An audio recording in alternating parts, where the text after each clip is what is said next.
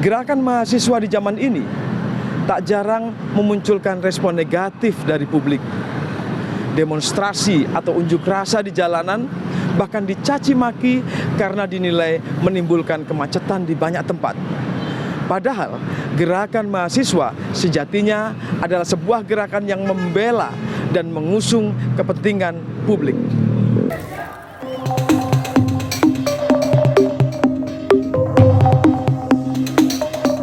Peristiwa ini terjadi di Makassar, Sulawesi Selatan pada tahun 2022.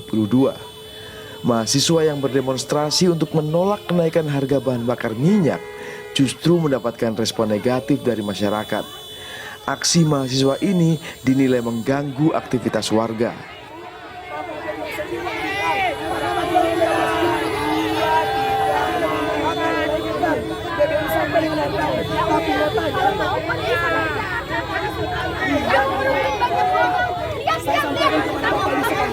Lebih baik sengsara sesaat daripada sengsara selamanya, Bapak Ibu sekalian.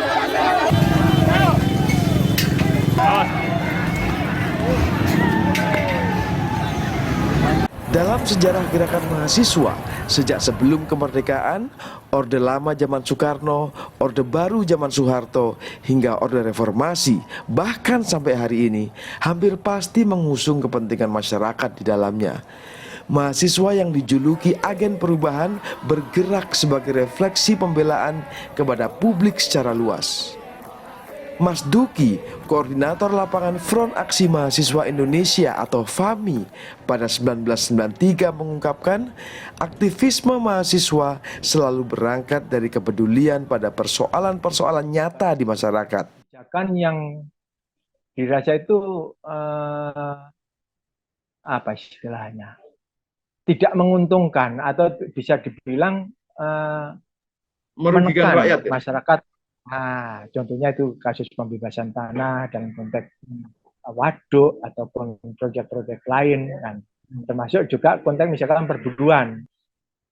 Artinya ada lembaga-lembaga misalkan partai maupun Dewan Perwakilan Rakyat segala macam kan tidak mampu mengartikulasikan apa yang dirasakan oleh masyarakat waktu itu. Saya sendiri juga kaget kenapa kita mau ibaratnya menyampaikan aspirasi ke DPR, kok kemudian lah kita udah dikepung oleh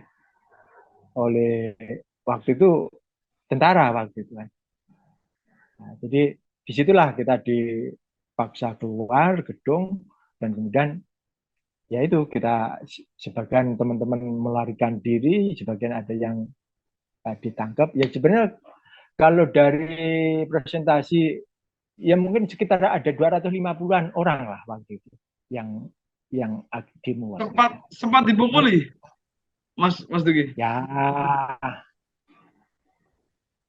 Ya sempat lah.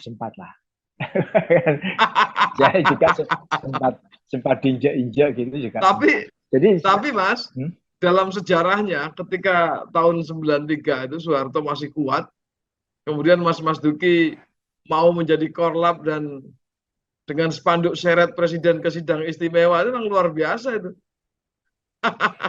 Di tahun itu ya. Ya intinya sebenarnya gini, kita itu dalam konteks ya apalagi waktu itu ya, artinya kita coba untuk mungkin kelihatannya sangar gitu kan, syarat presiden ke sidang istimewa MPR. Cuman itu sebenarnya kan dalam konteks spanduk itu pun saya mikirnya itu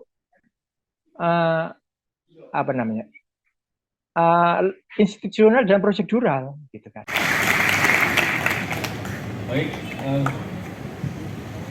terima kasih dari moderator para jelaskan bahwa ekonomi Indonesia sekarang tidak berpihak kepada. Saya merasakan semangat yang sama untuk membela kepentingan publik begitu terasa saat berbincang dengan 3 ketua Badan Eksekutif Mahasiswa atau BEM dari Universitas Indonesia, Universitas Airlangga, dan Universitas Gadjah Mada. Hal itu bisa menjadi gambaran bagi mahasiswa kepentingan rakyat adalah yang utama. Tapi ada keputusan. Tujuan utama dari gerakan mahasiswa itu bukan sekedar menghasilkan perubahan, tapi merawat kewarasan, Mas. Itu yang teman-teman UI selalu sadari. Jadi seandainya pun perubahan besar itu tidak bisa kita jangkau hari ini, setidaknya kewarasannya bisa kita wariskan. Berarti tidak penting berhasil atau tidak? Bukan soal tidak penting, tapi perubahannya ada soal ide-ide besar. Misalnya, kenapa sih kita memperjuangkan soal RKUHP itu harus ditolak beberapa tahun lalu? Karena dia mengganggu kebebasan sipil. Karena dia kemudian mengurusi ranah-ranah privat. Dia mengganggu demokrasi ide besarnya gitu. Dan kenapa kemudian kita menolak Perpu Cipta Kerja yang terakhir? Karena dia tidak sesuai dengan konstitusi. Dia melanggar asas negara hukum lah, due process of law dan lain sebagainya. Ide-ide besar seperti demokrasi, hak asasi manusia, due process of law inilah yang terus-menerus dipertahankan oleh mahasiswa dalam hal kewarasannya. Sehingga kedepannya tujuannya itu bukan sekedar untuk satu produk, dua produk, tiga produk, tapi ada kejangkauan sistem yang besar. Kabar terakhir, akun Twitternya kawan-kawan UI dihack. Bisa cerita sedikit nggak?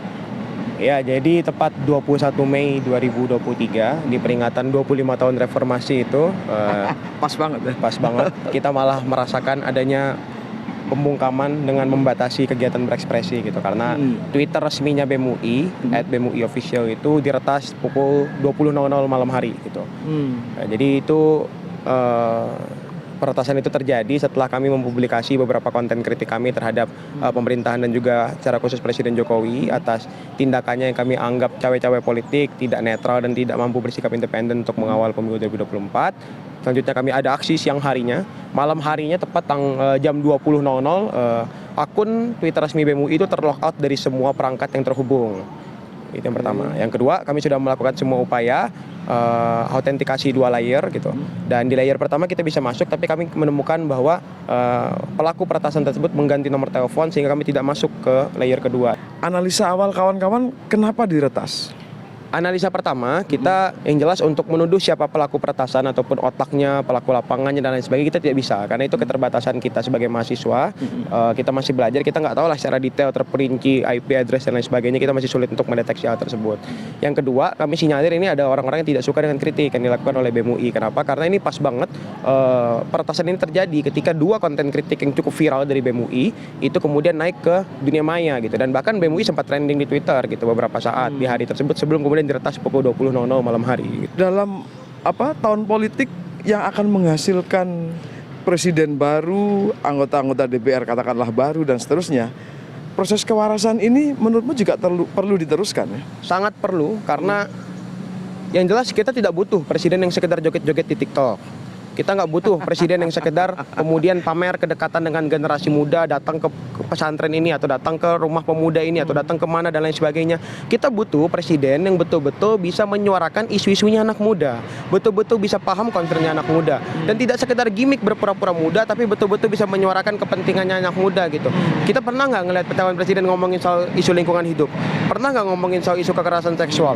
Pernah nggak ngomongin soal berobat atau berpendidikan gratis? Pernah nggak ngomongin soal hak asasi manusia secara luas dan lain sebagainya? Padahal itu isu yang anak-anak muda sangat concern gitu. Jadi yang pertama yang harus dinilai seharusnya adalah gagasan, bagaimana mereka mempunyai visi, mereka mempunyai misi untuk Indonesia ke depan. Saya rasa berbicara mengenai visi dan misi Indonesia ke depan bukan hanya yang dia hanya meneruskan program Jokowi, tapi bagaimana seorang capres juga harus berani kalau memang andai kata ada program dari pemerintahan sekarang itu yang kurang tepat, yang tidak sesuai dengan kesejahteraan masyarakat. Saya rasa memang kalau memang harus stop ya harus di stop, harus diberhentikan. Yang paling berbahaya di Indonesia ini persoalan apa sih sebenarnya?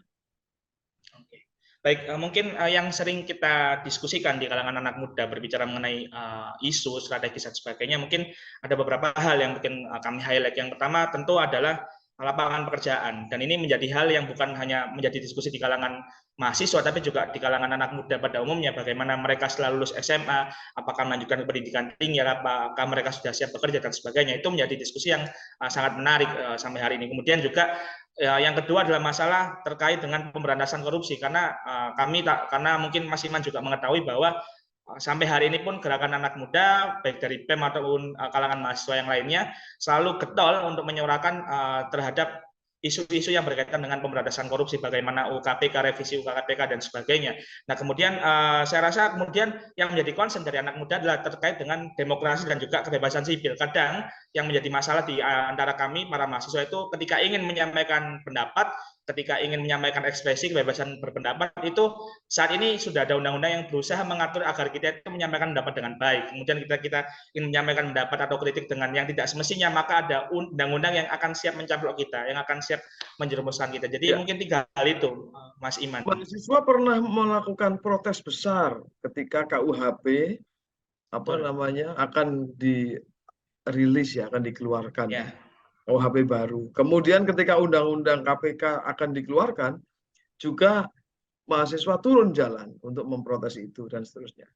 Tapi hasilnya adalah tetap diundangkan. Bahkan ketika yang paling besar Omnibus Law itu akan dikeluarkan, penolakan begitu kencang. Tapi lagi-lagi dipatahkan. Kita ke depan butuh pemimpin-pemimpin yang lebih berani. Bagaimana kemudian mereka yang nantinya berkuasa itu tidak memegang 2 kendali sistem yang ada di negara ini, mulai dari DPR dan juga pemerintahan. Kalau kita mungkin berkaca di tahun periodenya Jokowi, bagaimana PDIP mengamankan 2 posisi sekaligus sebagai seorang ketua Dewan Legislatif dan juga si Presiden itu sendiri. Saya rasa ke depan ketika memang ada pihak oposisi yang memang berani menyuarakan, maka saya rasa itu akan menjadi angin segar. Jadi kita butuh politik yang berani, politik yang memang mengedepankan kepentingan rakyat itu tadi. Satu hal yang mungkin perlu kita pahami bersama adalah mahasiswa termasuk ke dalam pressure group. Artinya apa? Dia mengkritik sistem, dia mengkritik pemerintah, tapi dia nggak ingin masuk ke dalam pemerintahan itu. Bedanya antara oposisi dengan pressure group itu seperti itu. Kalau oposisi kan lembaga politik, dia mengkritik pemerintah tujuannya memang untuk masuk ke dalam sistem pemerintahan. Misal partai oposisi, koalisi oposisi. Nah, emang itu cara mainnya seperti itu. Dia ada oposisi dengan pressure group. Nah, kita sebagai mahasiswa, sebagai pressure group, punya tugas untuk tetap menyuarakan apa yang seharusnya dilakukan. Misal nih, pemerintahan ini kan punya fungsi sebagai pelaksana tugas-tugas ya, Pak.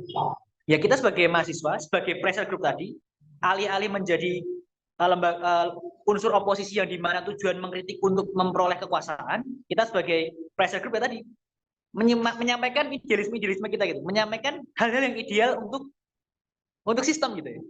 Terus bagaimana kalau nggak didengar?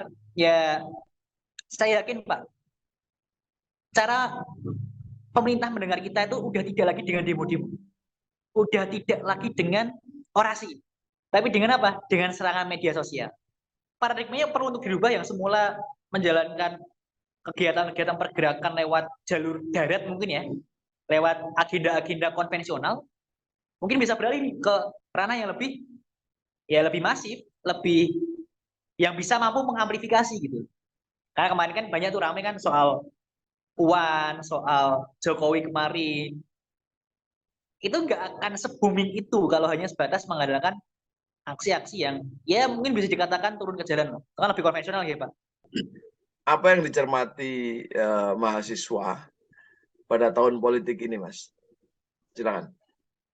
Ajang demokrasi ini, ajang pemilu ini jangan sampai hanya sebatas dijadikan ajang untuk mendulang suara dan sebatas pergantian jabatan. Kalau kita mengubah paradigma itu menjadi paradigma yang lebih visioner, artinya apa? Pemilu ini dijadikan sebagai ajang adu gagasan, ajang titik balik bangsa. Ada Prabowo, ada Ganjar Pranowo, ada Anies Baswedan. Kalau 3 orang ini menurut Mas Gibran gimana? Jangan sampai kita sebagai pemilih itu lupa akan dosa-dosa mereka, lupa akan kesalahan-kesalahan mereka di masa lalu. Karena apa? Ya mau dikatakan bagaimanapun juga, masa lalu merupakan refleksi diri. Jadi karena terkadang itu masyarakat lupa ya, ketika ajang elektoral berjalan, calon-calon ini mengumbar janji, mereka tuh lupa, masyarakat lupa bahwa oh si A, si B, si C ini pernah berbuat ini loh. Dan siapa yang menjamin ketiga kandidat ini tidak akan melakukan hal yang sama ketika dia menjabat sebagai presiden?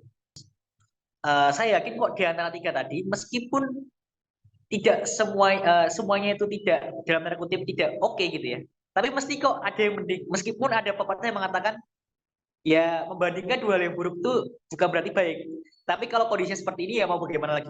Reformasi, liberalisasi.